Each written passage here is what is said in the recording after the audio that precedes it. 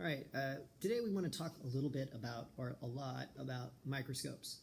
So one of the most, the most important tools in biology is the microscope. It caused the world to change for so many people.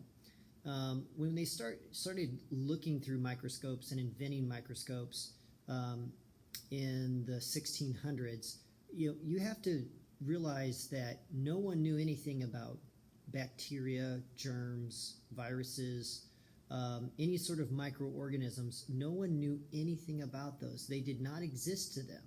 So we casually talk about spreading germs and, talk about using bacteria for different things. No one had any clue of it. Whenever some of the first people to invent microscopes, they went out and looked at the water they were drinking, and they described all sort of little animalcules in them, or little small animals.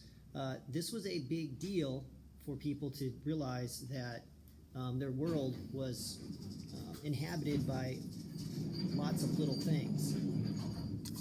So for early people without a microscope to not know that there were these microorganisms, it was a big deal.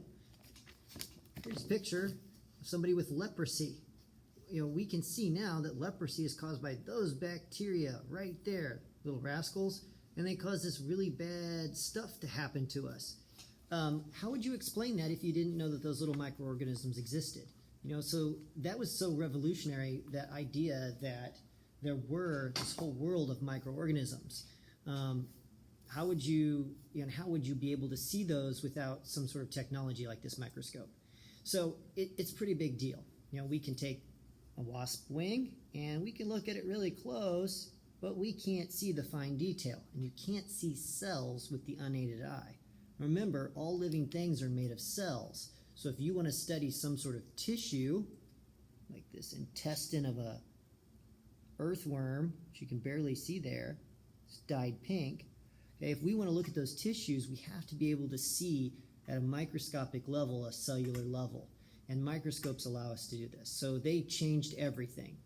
The most common microscope that you're going to come across is this style, which is called a compound light microscope. The technology for this really hasn't changed a lot in the past couple hundred years. It works really good. They're fairly inexpensive and fairly accessible. Okay, so let's get down and take a look at how to use this microscope now that we've talked about how important it is. So first off, before we look at the microscope itself, let's talk about how you put something on the microscope. So we use these pieces of glass called a microscope slide. They're breakable. I broke one earlier because I dropped it. You're going to do the same thing. That's okay. It happens. Just let me know so we can clean it up. Right. So remember, this is a light microscope.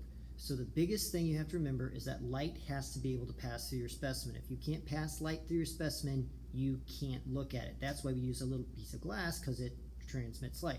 So if I want to look at this piece of pepper, I can't just slap this whole big piece of pepper on here and expect to see through it. I have to get a really thin slice. So I use something like my scalpel and get a very thin selection of it. The smaller, the better. If you can barely see it, that's probably a great size, because you have to be able to see through it to be able to, with the light, to be able to see any cells. All right, so we've got just a minute little speck here. See it barely? You can see it pretty good, right? So at this point, once you have your specimen on your slide, you take a little drop of water. If it's a dry specimen, put a little drop of water on that. That will also help transmit light.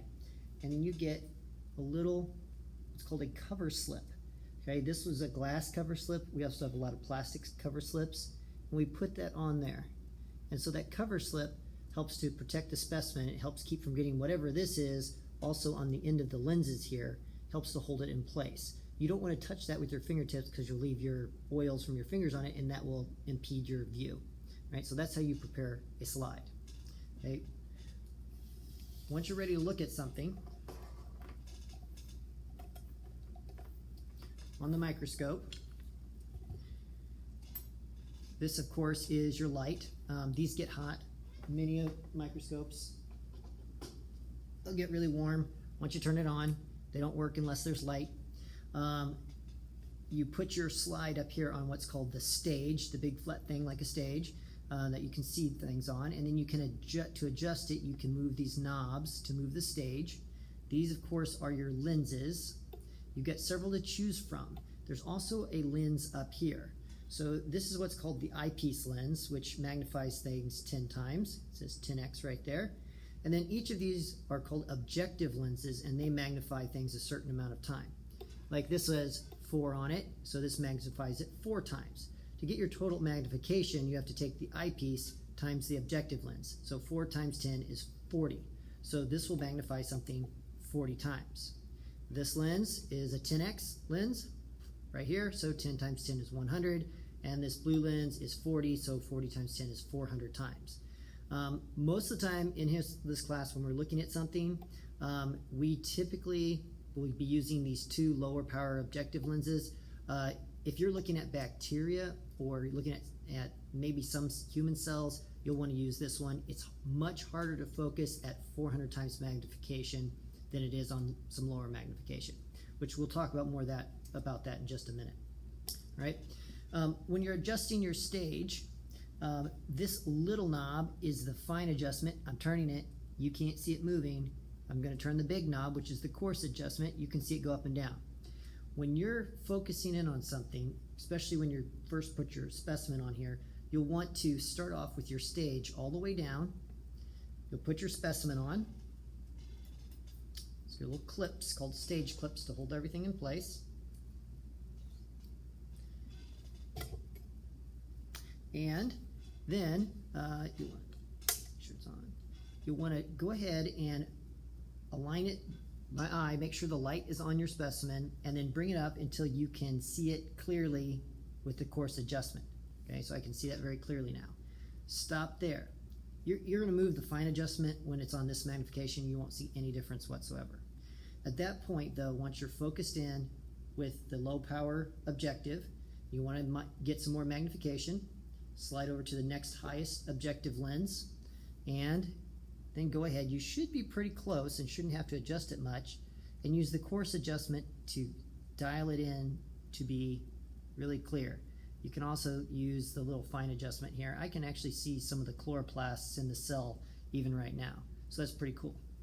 Right now, if I wanted to see this really up close, at this point I go over to this blue lens, which really should have some oil on the end of it to transmit light really good.